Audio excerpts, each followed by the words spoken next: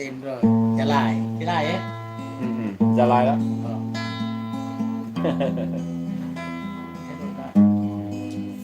Con chú kia là cùng Bờ nâng Người ta này là Đà Lạt hết. Đắk Lắk. Đà Lạt hết. tê đà ọc tên châm cơ cà phê chi Đôi chú kia. có hôm giọt lời bồi tờ cất Thật mà kịp rèm. tờ buồn xa giờ đồn phía Zalo sang xia 0399 ọc xa âm bên ọc gió là nhẹ cứ chân chấm bơ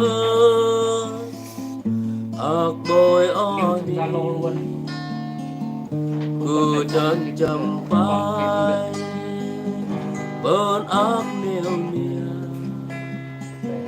biết ọc xa Đây âm số Zalo luôn à. Zalo luôn. có ọc ra thu bà hồng tu có tiền bơn mong ọc tôi bắp lương có tiền bơn mong Lanh nhiều viên này là ọc bấm là đi lanh hay là ọc lanh? tôi cùng nhé Lành cũng được.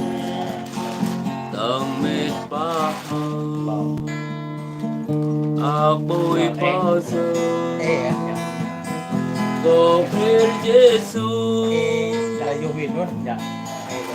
được xa giờ là chiang Giêsu Đắk Lắk. đời ta mong bên là thiên cảnh và hôm gió oát khanh chiang man tay Tiên đền Hồ Sa Pa công ty. ọc sám quang nề tê chiang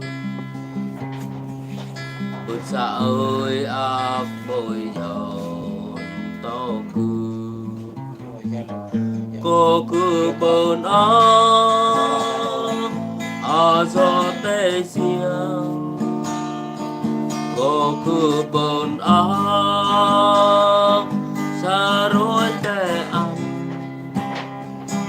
chuối cứ tê về để áp lối Rồi lời ok. Có thật. mà hâm cứ Là bầu sao? cô riêng dồn cứ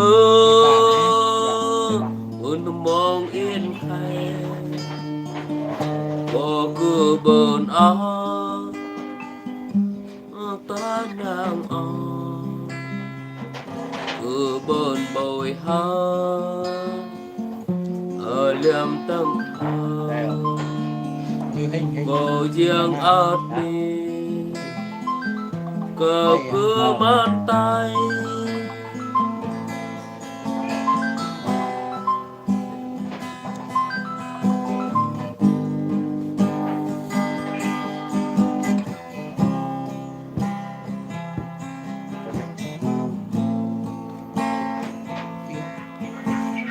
xa giờ là Giêsu rồi ok. Có chết không? đời ta mong bên là yên thành và hôm gió oát khanh chiang man tay ọc sám quang Không đi vậy à? tê Phải đây có cái xiang của cùng là tên này luôn, tên Hồ Sa Pa luôn. bụt xa ơi ọc bồi dầu Cái tên to cư bạn. cô cứ bơn ở gió tê xiang cô cứ bơn xa rối tê ăn chuối cứ tê về Rồi để áp lối lời bà hâm cứ bầu cô riêng dồn cứ tờ mong yên khay cô riêng dồn cứ ốc ta nàng cứ bơn bồi hơ liềm tăng pa hơ cô riêng áo đi cờ cứ bàn tay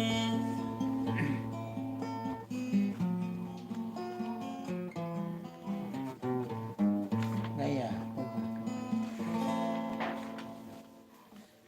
sân như là lại hay lại kita đồ bơi qua thăm già không ta không luôn sao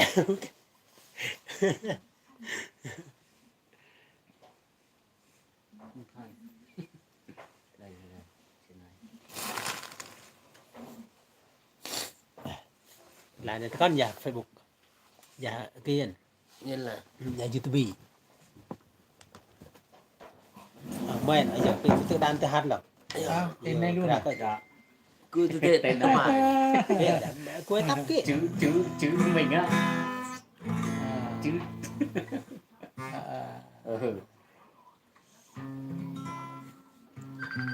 đây không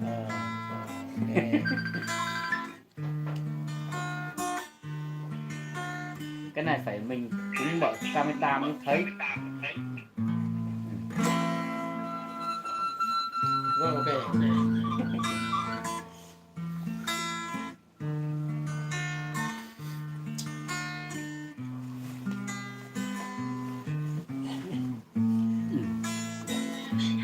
sao gì cô chết cô cứ sao cứ sát liang mất là liên nào sao với coi bọc chú cái này em mà ha phải là Giêsu ơi có hàm ai chuỗi cứ ta mong Giêsu ơi chỉ đường mắt mây la có tiền giàu chuỗi cứ bất lối Giêsu ơi khỏi chiếu to cha giờ cuối nê cứ Giêsu áp lối cứ nào sa rồi ông mời cơ gặp xa rồi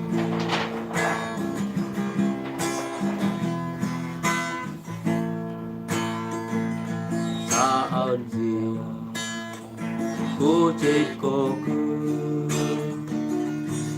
so cứ xa liang mất là yêu nào rồi mới coi bọc chú máy cô lối sáng này mày là Giêsu ơi có hàm bên kia dọi đèn sáng thêm rồi cứ tao đó Giêsu ơi đập lối này nó sẵn nào sa rồi ông mới cơ tập xa rồi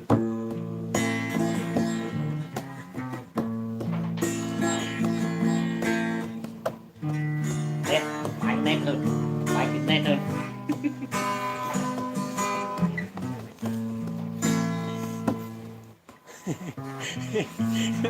bên này phát bên đây sao làm đấy son nhá tôi giờ ở so lư tao này giống như Facebook cơ mà con anh sao bật lên thành con luôn đấy đây đây là phát triển tiếp giấc chuối quay về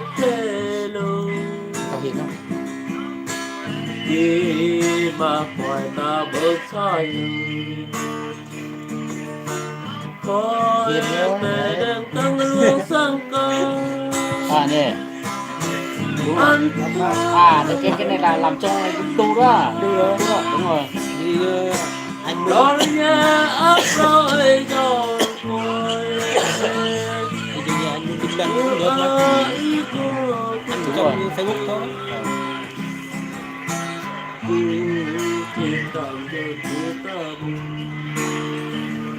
bên kia luôn bên này không hiền bên kia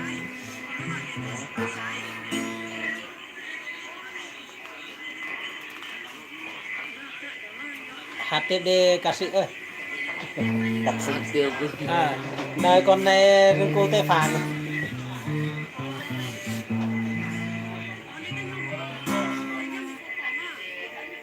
tiếp tục bên kia có nữa không vậy bên kia là quay rồi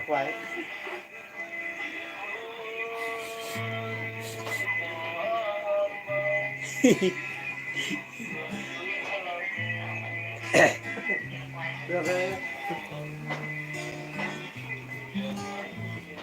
thôi cho nó sẽ sáng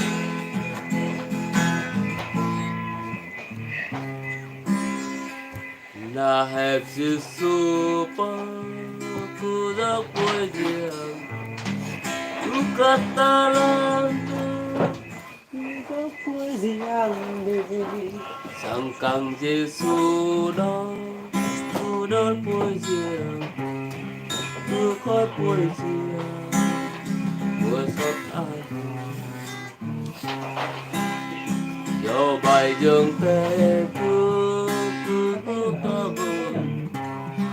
Wai ajara aku nam ta ban pe Wai dai mu mati ku nam ta wan Ku pa poesia Wai sot aku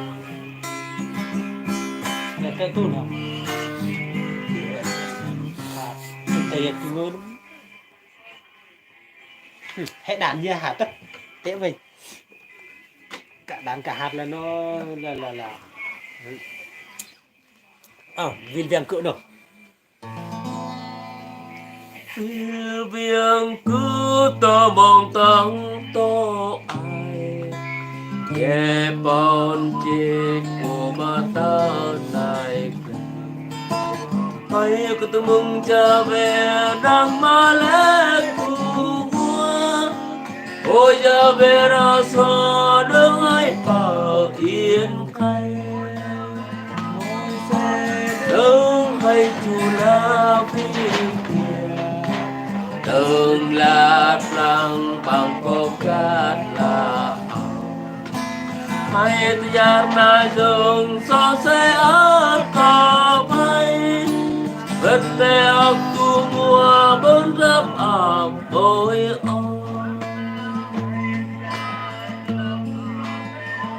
là cái bơn kia là kìa bưng đường ơi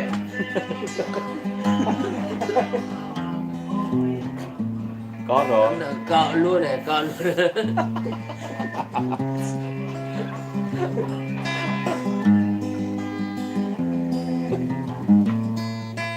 lưu giờ là cô bạn lưu giang là cô con bạn Giang tớp đường ốc bôi hót giòn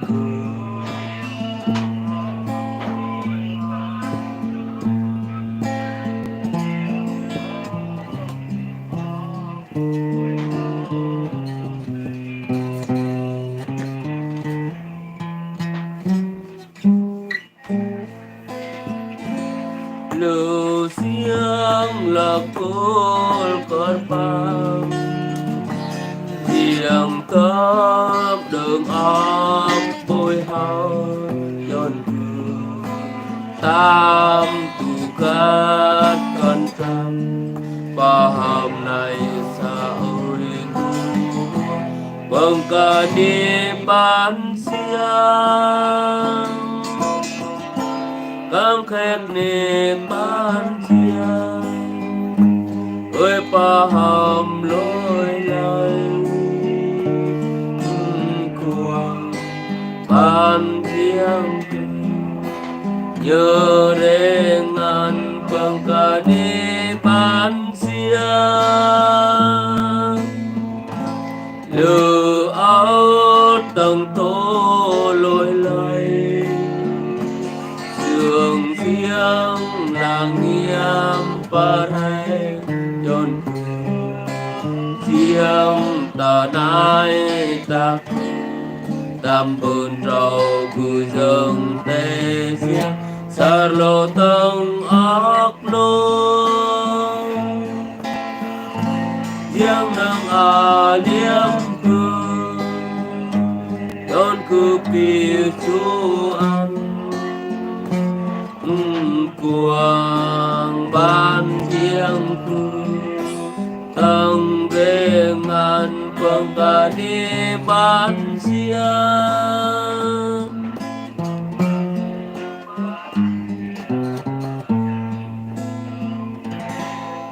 chia khắpไปจากน้องมันสิ่งหมดสายดวงตาละตอนแรกก็สิท่องแล้วครับติดครับดอกเลียดจู่ซะครับ Awat kan dia. Ma Olivia. về cứ tiêu quá là tao đã tay luôn trên rồi xong rồi trụ chạy dùng nó cho nên What can dia.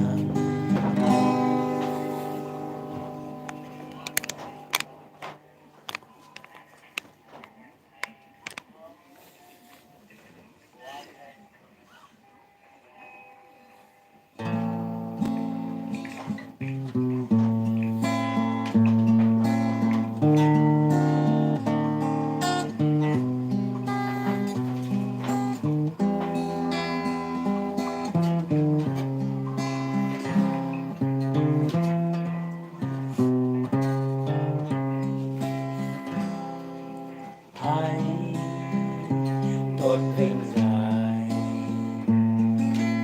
hãy tôn vinh ngài, hãy tôn vinh ngài. Ôn ta ơi hãy ca ngợi Giê-hô-va, luôn luôn tôi không quên biết bao ơn người của hãy tôn vinh ngài, hãy tôn vinh ngài, đi thôi nhá hãy tôn vinh ngài. Ôn ta ơi hãy Giê-hô-va, luôn luôn tôi không quên, luôn luôn tôi không quên biết bao ơn người của ngài. Hãy tôn vinh ngài, rau hãy làm tấm hình tôn kia vinh ngài, đâu đây này em cũng vậy nè nhỏ ơi hãy tôn vinh ngài. Ôn ta ơi hãy ca ngợi Giê-hô-va, ôn ta ơi hãy ca cao ngợi cao cao rau cái nào sao Giê-hô-va.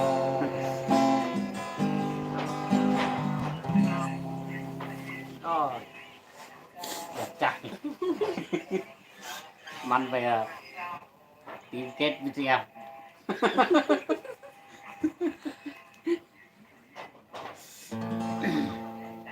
mấy cái thừa đó là cho đấy cái nào đẹp chín lại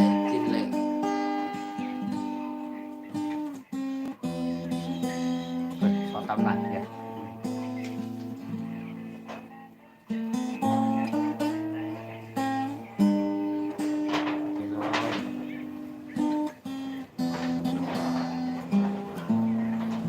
ok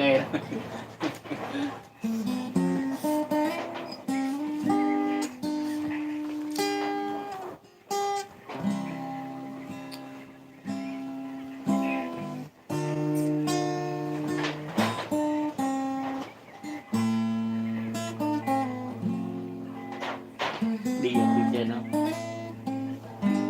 Cái này là hàng vô buổi trưa nữa mà. Hả? Vô chưa? Có chứ. À.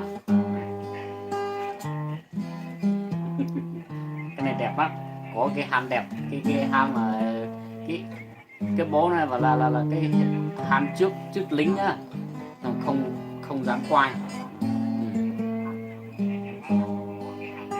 Này đây là có cái chỗ đầu không? Có chỗ đó nhiều lắm.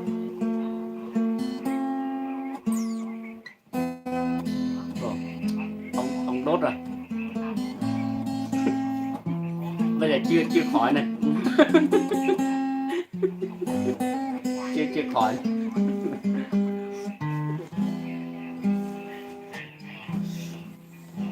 Này, dưới chưa tới Gia Lai, ở Đắk Lắk.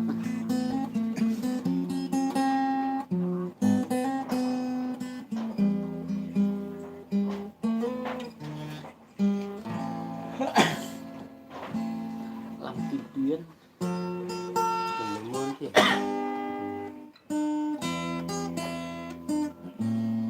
Trên đó có à? Trên đây. Ừ. Ham mua không? Ừ. Cái này mua Muốn kia vay hay là 1,2 triệu. 1,2 Đắk Lắk. Đắk Lắk.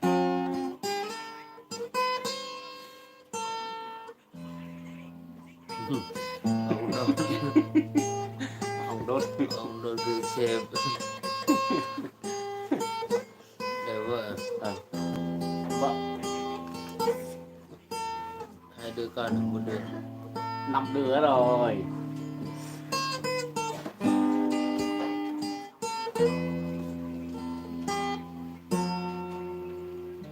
Dạ.